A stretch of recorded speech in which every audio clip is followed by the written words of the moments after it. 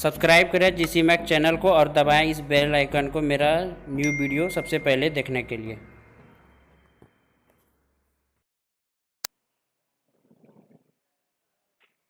आज की इस वीडियो लेक्चर में हम डिस्कस करेंगे थर्मोडायनेमिक्स का 50 इंपॉर्टेंट क्वेश्चन, जो कि कॉम्पिटिटिव एग्जाम और पॉइंट भी बहुत इंपॉर्टेंट होगा।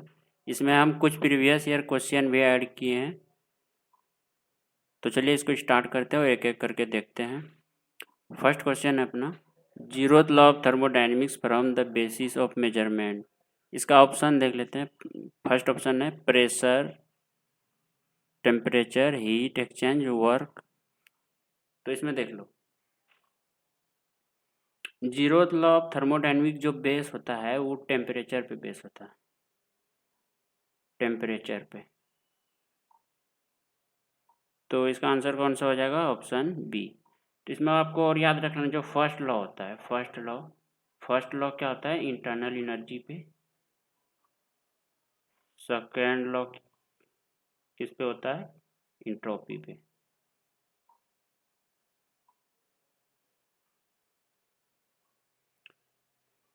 इंट्रोपी पता है, इसको भी आप याद रखेंगे। ये भी इंपॉर्टेंट है, बहुत बार रिपीट हुआ है एग्जाम में, तो इसको भी आप याद कर लेंगे। चलिए इसका नेक्स्ट क्वेश्चन देखते हैं। नेक्स्ट क्वेश्चन है, according to the first law of thermodynamics. Option देख लेते हैं इसका। Total energy of a system during a process remains constant. Second option, of total energy of a system remains constant. Work done by a system equal to the heat transfer by the system. Internal energy, enthalpy and entropy during a process remains constant. तो देखो इसमें क्या होता है according to first law. First law क्या है? Conservation of energy. इसमें क्या होता है? एनर्जी हम न तो क्रिएट होता है ना डिस्ट्रॉयड होता है। तो इसका आंसर हो जाएगा option B, total energy of a system remains constant. Next question है, control volume refers to. Option है a fixed region in space, a specified mass, an isolated system, a reversible process only. Control volume जो होता है उसमें उसका answer कौन सा हो जाएगा? Option A, fixed region in space. Volume अगर फिक्स हो जाएगा तो उसमें क्या हो जाएगा? तो इसका आंसर हो जाएगा option A, fixed region in space. Next question है, the sequence of process that eventually returns the working substance to its original state is known as. Option देख लेते हैं। Event, process, thermodynamic property, thermodynamic cycle. तो देखो, जब भी कोई process मतलब eventually return to the original state पे जब आ जाएगा तो वो कौन सा हो जाएगा? थर्मोडायनेमिक साइकिल का बात कर रही है। तो इसका आंसर हो जाएगा option D, thermodynamic cycle. Next question है, a system and its environment put together constitute. Option देख लेते हैं इसका। An adiabatic system, an isolated system, a segregated system, a homogeneous system. देखो क्या होता है सिस्टम और इन्वायरमेंट, मतलब सिस्टम और सराउंडिंग जब दोनों साथ में ले लेते हैं, सिस्टम और इन्वायरमेंट क्या है? सराउंडिंग है। तो ये क्या हो जाता है? यूनिवर्स। यूनिवर्स क्या होता है? An isolated system. तो इसका आंसर हो जाएगा option B, an isolated system. Next, the internal energy of an ideal gas is a function of. Option है pressure only, absolute temperature only, pressure and volume, pressure volume and temperature. Internal energy किसका function होता है? Absolute temperature only. तो इसका answer हो जाएगा option B. Next है, slope of constant pressure line on temperature entropy diagram is given by. तो देखो इसमें जब आप टीएस डायग्राम का बात कर रही है, टेम्परेचर इंट्रोपी डायग्राम का, तो इसमें स्लोप जो होता है del T upon D S का वॉल्यूम कांस्टेंट पे वो क्या होता है? Equal to T upon C P. तो इसका आंसर हो जाएगा option B, T upon C P. Constant pressure का बात कर रहा है तो टी अपॉन सी पी हो जाएगा इसका answer. Next, slope of constant volume line on temperature entropic diagram is given bye. अब देखो उसमें क्या था, प्रेशर। इस क्वेश्चन में क्या पूछ रहा है वो कि कांस्टेंट वॉल्यूम लाइन का क्या होगा, तो इसका हो जाएगा del T upon D S. Volume पे क्या हो जाएगा, कांस्टेंट वॉल्यूम पे T upon C P.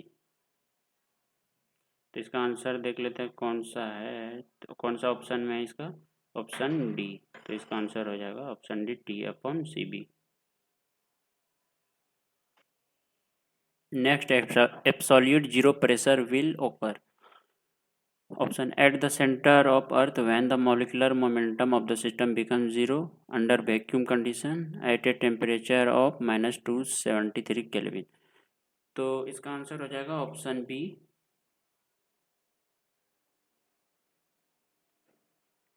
when the molecular momentum of the system becomes zero. Next, if the value of n is zero in a polytropic process P v per power n equal to c, then the process is known as constant. तो ये P v equal to V v equal to n equal to क्या है, constant है। अब ये क्या कर रहा है, n का वैल्यू क्या बोल रहा है, जीरो पुट करने के लिए। तो आप जिस पे जीरो पुट करेंगे तो ये क्या हो जाएगा, पी भी पर power zero equal to constant. तो बी किसी भी पावर जीरो होता है तो वो क्या होता है, वन। तो पी बराबर क्या हो जाएगा, कांस्टेंट। तो ये कौन सा प्रोसेस हो जाएगा, प्रेशर कांस्टेंट प्रोसेस। तो इसका आंसर हो जाएगा ऑप्शन बी।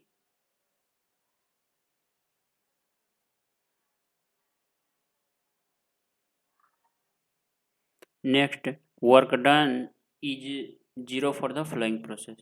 ऑप्शन है constant volume, free expansion, throttling, all of the above. देख लो इसमें जितना भी ऑप्शन दिया हुआ है, जैसे ऑप्शन ए का बात करते हैं हम, कांस्टेंट वॉल्यूम में क्या होता है, वर्क डन क्या होता है, जीरो होता है। फ्री एक्सपांशन में भी जीरो होता है, थ्रॉटलिंग प्रोसेस पे भी जीरो होता है। तो इसका आंसर कौन सा हो जाएगा, ऑप्शन डी।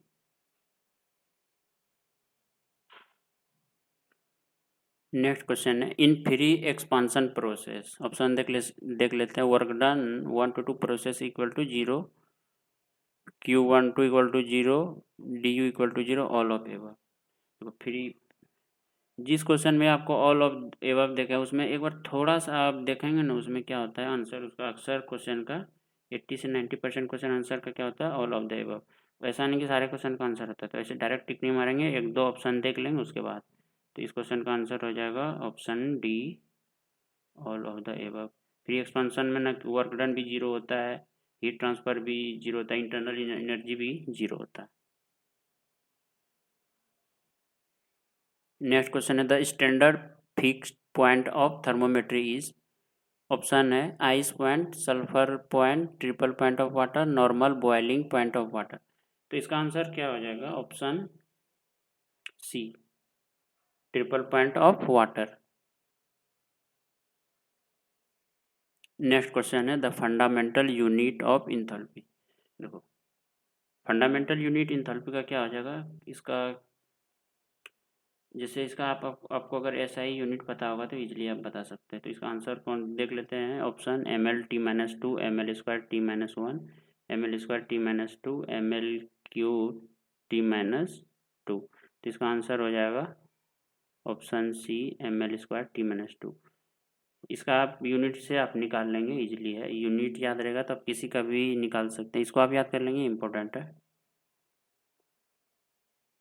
नेक्स्ट क्वेश्चन है, for an ideal gas the value of Joule Thomson coefficient is. Option देख लेते हैं, 0, 0.5, यूनिट, इन्फिनाइट। तो इसका आंसर क्या हो जाएगा, आइडियल गैस का जूल थॉमसन कोफिशिएंट क्या होता है, वो जीरो होता है। तो इस क्वेश्चन का आंसर आपका हो जाएगा option A, zero.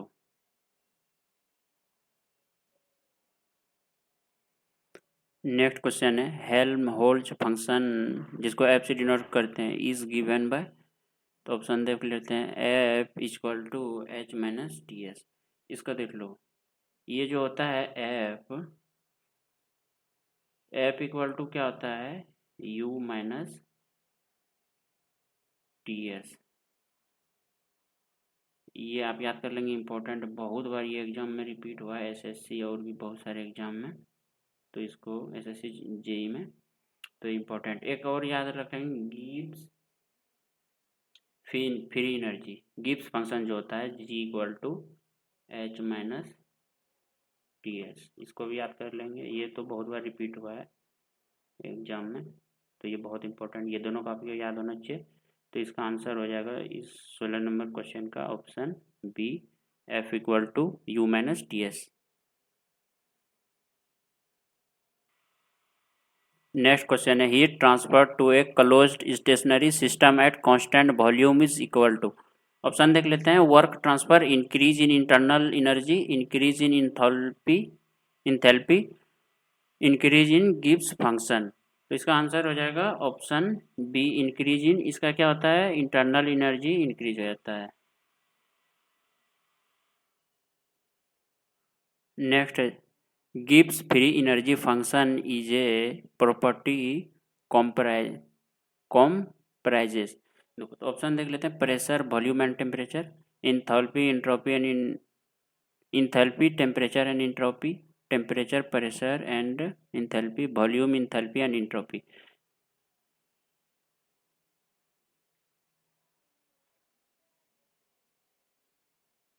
Gibbs function को किससे डिनोट करते हैं जी से, जिसका फार्मूला पहले भी अभी थोड़ा देर पहले पिछले क्वेश्चन में था, बता चुके हैं H minus T S.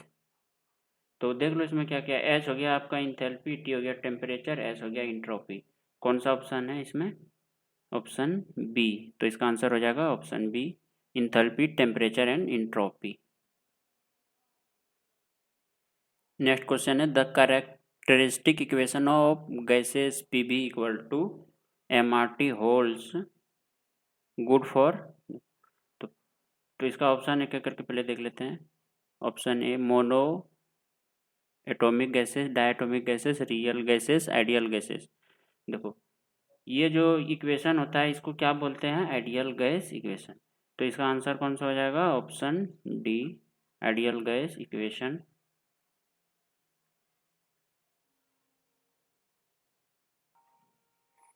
Next a gas which obeys kinetic theory perfectly is known as, option है perfect gas, real gas, mono atomic gas, diatomic gas. तो देखो काइनेटिक थ्योरी जो होता है वो परफेक्ट गैस के लिए, परफेक्ट गैस पे फॉलो करता है, तो इसका आंसर हो जाएगा ऑप्शन ए, परफेक्ट गैस।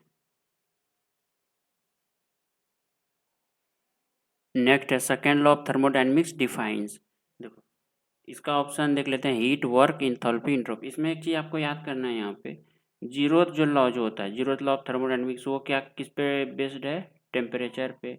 उसके बाद जो फर्स्ट लॉ होता है, फर्स्ट लॉ वो हो गया आपका इंटरनल एनर्जी, और जो सेकेंड लॉ होता है वो इंट्रोपी पे, इंट्रोपी को डिफाइन करते हुए बेस्ड होता है, तो ये क्या हो जाएगा इंट्रोपी। तो इस क्वेश्चन का आंसर क्या हो जाएगा, इसका आंसर हो जाएगा option D, entropy. Second law बोल रहा है, सेकेंड लॉ ऑफ थर्मोडायनेमिक्स, तो इसका आंसर हो जाएगा ऑप्शन बी। नेक्स्ट क्वेश्चन है for real gas C P equal to C B at, option देख लेते हैं इसका critical temperature, triple point, all temperature, absolute zero temperature. तो रियल गैस में specific heat at constant pressure equal to specific at constant volume होता है वो absolute zero temperature पे, तो इसका आंसर हो जाएगा ऑप्शन डी। नेक्स्ट क्वेश्चन है की concept in analyzing the filling of an evacuated tank is? Option देख लेते हैं इसका. The mass flow rate in the tanks remain constant. The enthalpy across the valve remains constant. The internal energy in the tank remain constant. The temperature in the tank remain constant. इस question का answer हो जाएगा option B.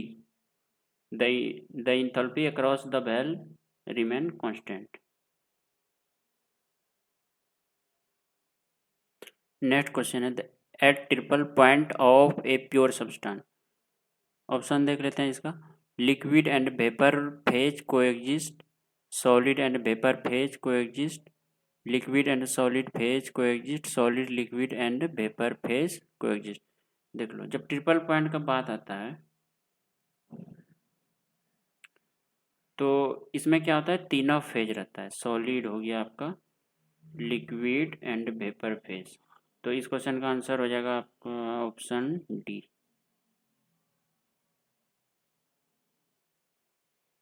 Next question है a diathermic wall is one विच.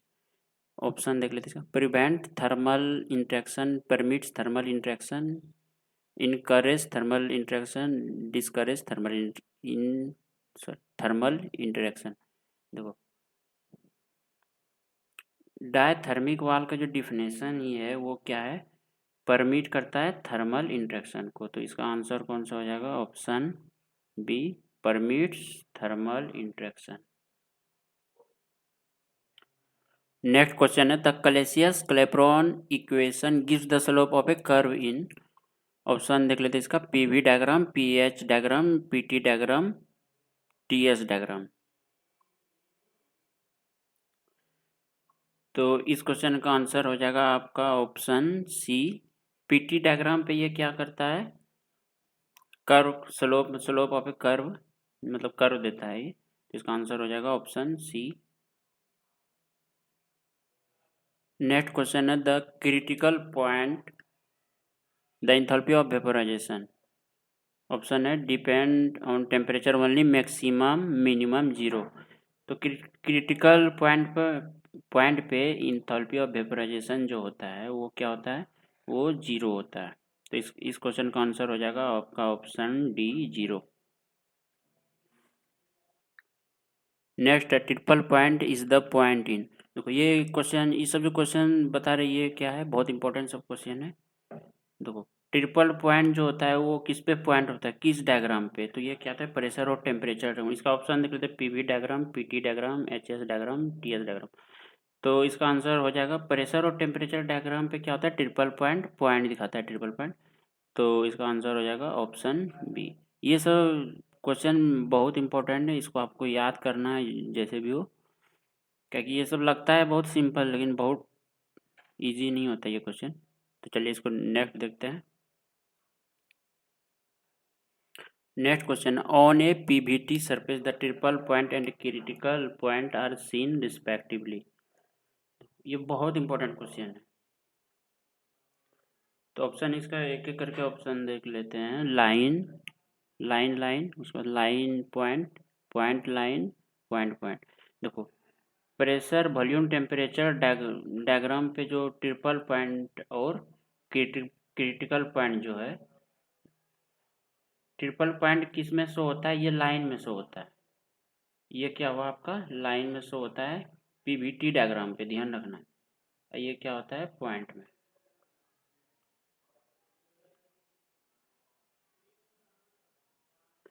तो इस question का answer हो जाएगा आपका लाइन पॉइंट, ऑप्शन बी. बहुत इंपॉर्टेंट है ये.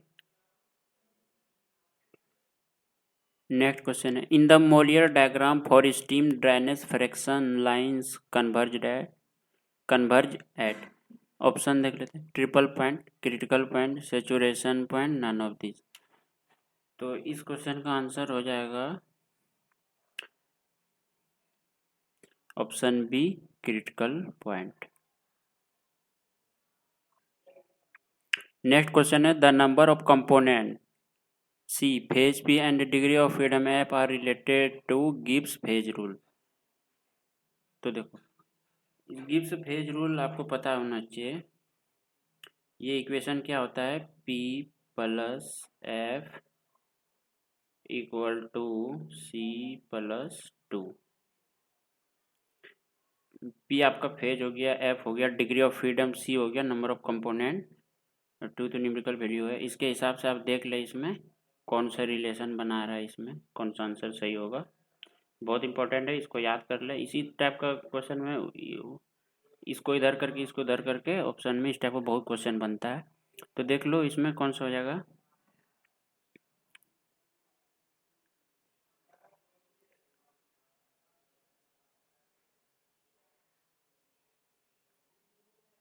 चलो इसको ब्रेक करके देख लेते हैं। सपोज P+F, C को इस साइड लाए तो -C=2 हो जाएगा।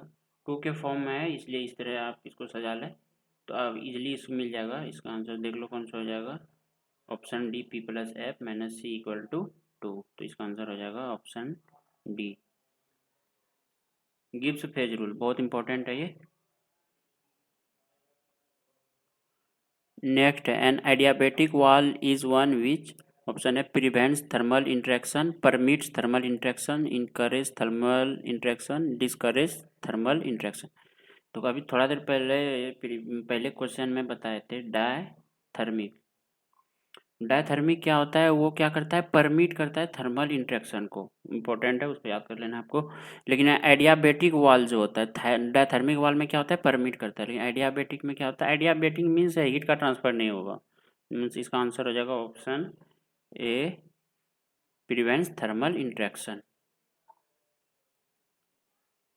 नेक्स्ट क्वेश्चन है, compressed air coming out from a punctured football. तो इसका आंसर ऑप्शन देख लो पहले। Become hotter, become cooler, remains at same temperature, attains atmospheric temperature. तो देखो जब क्या होता है, कंप्रेस्ड एयर जब पंक्चर क्या होता है, फुटबॉल जब पंक्चर होता है उससे किस टाइप का एयर बाहर निकलता है। तो उसमें आपको याद रखना है, बहुत इंपॉर्टेंट है ये। उसमें ठंडा एयर निकलता है तो इस बिकम्स कूलर, कूलर एयर निकलता है, इसलिए इसका आंसर हो जाएगा ऑप्शन बी। नेक्स्ट है, for a system to be in thermal equilibrium the system and its surrounding are to be in, option है thermal equilibrium, chemical equilibrium, mechanical equilibrium, thermal, chemical and mechanical equilibrium. देखो इस question, ये important question है, अक्सर इससे question बनता है। देखो जब भी थर्मल इक्विलिब्रियम का बात करते हैं पूरा, तो उसमें क्या हो जाएगा, सारा इक्विलिब्रियम काउंट होता है इसमें। तो जो थर्मल भी हो गया, केमिकल भी हो गया, उसके बाद मैकेनिकल इक्विलिब्रियम। तो इस तभी हम बोलेंगे कोई भी सिस्टम थर्मल इक्विलिब्रियम है। तो इसका आंसर हो जाएगा ऑप्शन डी। नेक्स्ट क्वेश्चन है, the Carnot cycle is unpredictable because it, option देख लेते हैं। Requires a perfect gas as the working fluid, necessitates all process comprising the cycle to be reversible, demands high speed of its working, involves greater pressure and volume.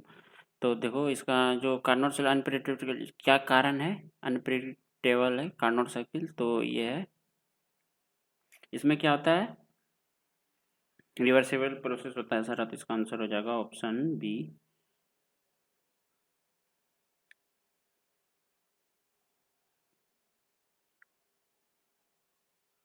Next question है, work output from a system is at expense of internal energy in a non flow process carried out.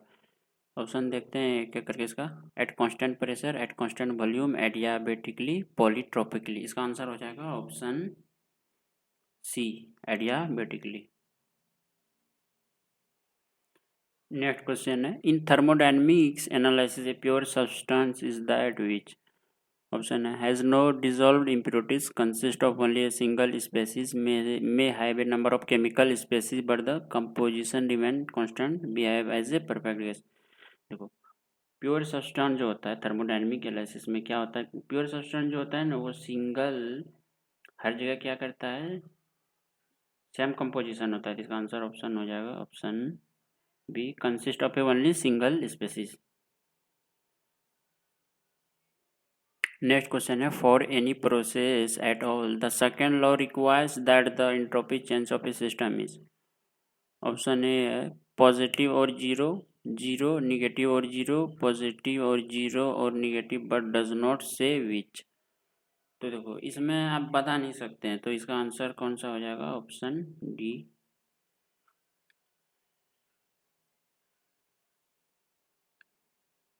Next question, which of the followings are intensive property? देखो इसमें option है आपका, ये मतलब दिया हुआ है कौन सा, इसमें दिया हुआ है 4, kinetic energy, specific enthalpy, pressure, entropy. इसमें बोल रहा है कौन सा? Intensive property. पहले देखो इंटेंसिव प्रॉपर्टी के बारे में थोड़ा जान लो, उसके बाद ये क्वेश्चन इजीली आप सॉल्व कर लेंगे।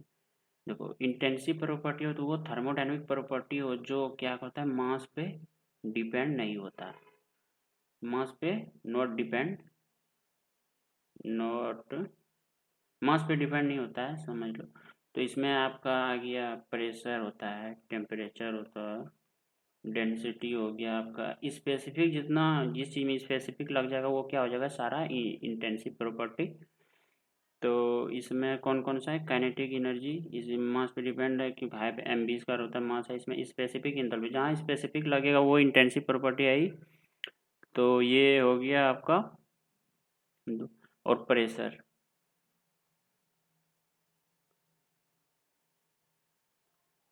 इंट्रोपी नहीं है, तो इसका आंसर हो जाएगा ऑप्शन, इसमें कौन सा है? 2 और 3, 2 और 3 मैच कर लो आप, आंसर हो जाएगा ऑप्शन बी, 2 और 3 है। स्पेसिफिक दूसरा नंबर पे, स्पेसिफिक एंथैल्पी, प्रेशर क्या है तीसरा नंबर पे। इसमें देखो इस टाइप का क्वेश्चन में जल्दी भाई दूसरा भी क्वेश्चन आंसर लगता है, तो इसको थोड़ा संभाल के। इसके एक चीज़ और इसमें समझ लेते हैं, इंटेंसिव प्रॉपर्टी हो गया, अभी एक्सटेंसिव प्रॉपर्टी के बारे में समझ लेते हैं। एक्सटेंसिव ये ऐसा थर्मोडायनेमिक्स प्रॉपर्टी जो क्या होता है, मास पे डिपेंड होता है। तो ये हो गया आपका एनर्जी, हो गया इंट्रोपी, हो गया, ये सब सारा क्या होता है? Extensive property.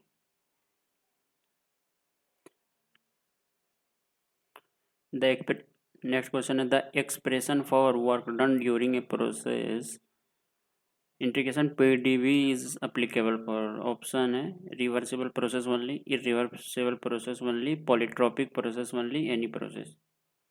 तो देखो इस क्वेश्चन का आपका आंसर हो जाएगा, ये जो होता है ये वर्क डन का होता है, लेकिन ओनली क्या होता है? रिवर्सिबल प्रोसेस का। तो इसका आंसर हो जाएगा ऑप्शन ए।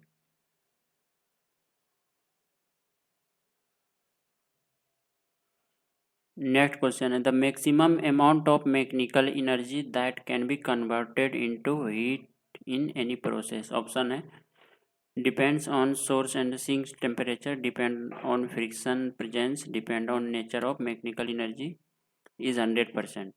तो देखो इस क्वेश्चन में, ये क्वेश्चन बहुत इंपॉर्टेंट है, अक्सर इस क्वेश्चन में स्टूडेंट गलती कर देता है। तो देखो इसमें आपको क्या करना है, तो इसमें इसका आंसर पहले देख ली, इसका आंसर हो जाएगा इज 100%। क्यों? मैकेनिकल एनर्जी जो होता है वो हाई ग्रेड एनर्जी होता है। मैकेनिकल एनर्जी क्या होता है? High grade energy, high grade energy. और हीट जो होता है वो क्या होता है? Low grade energy. High grade से लो ग्रेड में कन्वर्सन क्या है? 100% पॉसिबल है, इसलिए इसका आंसर हो जाएगा 100%। यहाँ तक बहुत कम पहुँच पाता है स्टूडेंट, इसलिए ये इंपॉर्टेंट, बहुत ये क्वेश्चन बहुत इंपॉर्टेंट है। इसका आंसर हो जाएगा ऑप्शन डी, इज 100%। नेक्स्ट है, which of the following statement is correct? All the isentropic process are adiabatic, all the adiabatic process are isentropic. इस ऑप्शन से both A and B are true, none of this.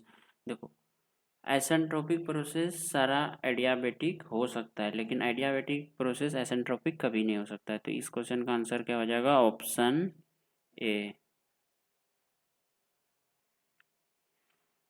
Next question है, coefficient of volume expansivity is given bye.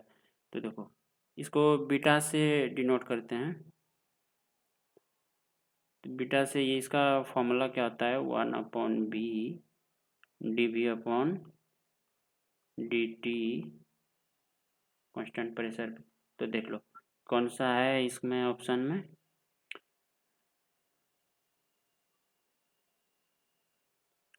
Option A है, तो इस question का answer हो जाएगा आपका option A 1/b del V upon. ये फार्मूला है, फार्मूला भी याद कर लेना चाहिए, बहुत सारा फार्मूला भी कभी कभी डायरेक्ट एग्जाम में आ जाता है।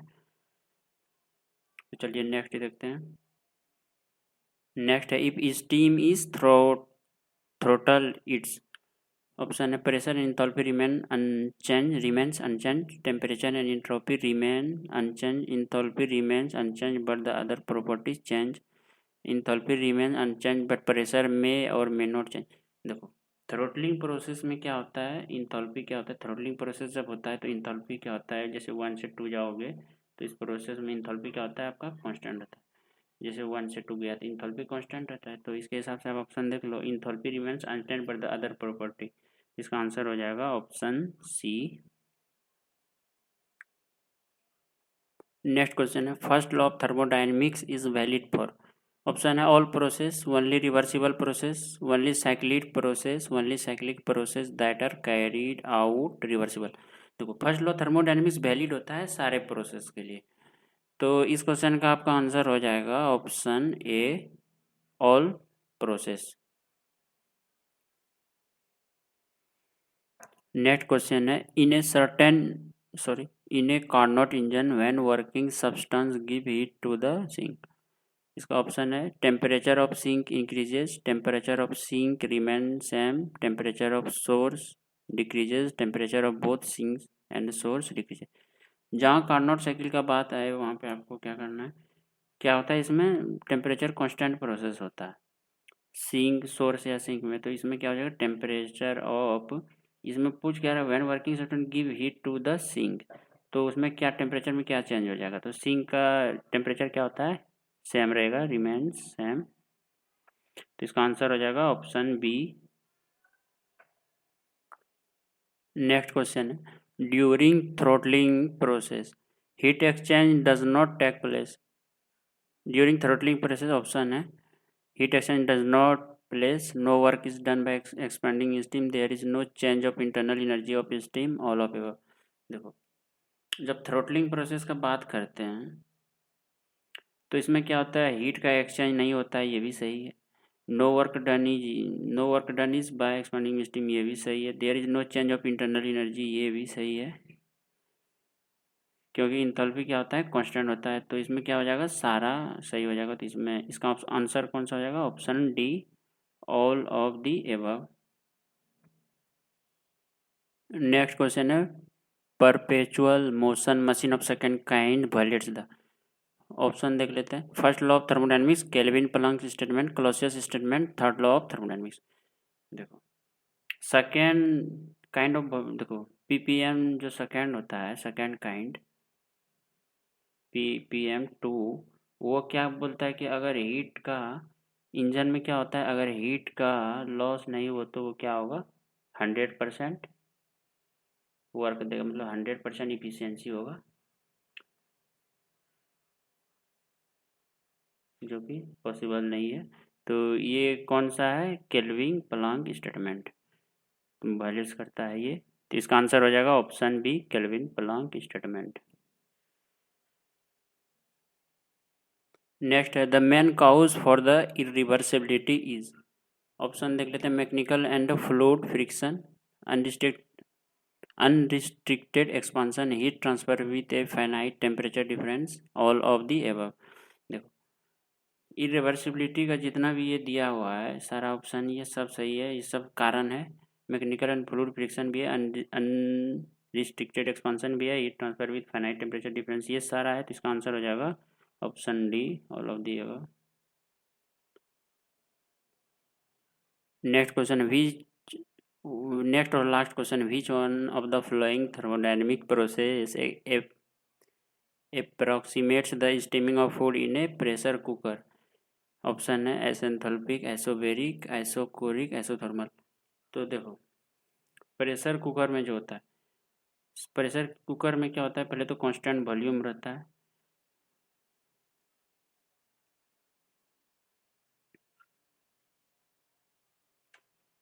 बाकी सारा टर्म जैसे टेम्परेचर हो गया वो भी आपका उसमें इंक्रीज करता है, प्रेशर भी इंक्रीज करता है, जिसके कारण क्या होता है वो फूड मतलब बनता है, तो इसके लिए क्या हो जाएगा, आइसोकोरिक प्रोसेस, मतलब कांस्टेंट वॉल्यूम प्रोसेस होता है इसमें प्रेशर कुकर में। तो इसका आंसर हो जाएगा ऑप्शन सी, आइसोकोरिक। आइसोकोरिक को भी वॉल्यूम कांस्टेंट प्रोसेस बोलते हैं, volume constant process. Thank you friends watching for this video. ये वीडियो आपको कैसा लगा प्लीज़ लाइक और शेयर करके हमें बताएं। Thank you.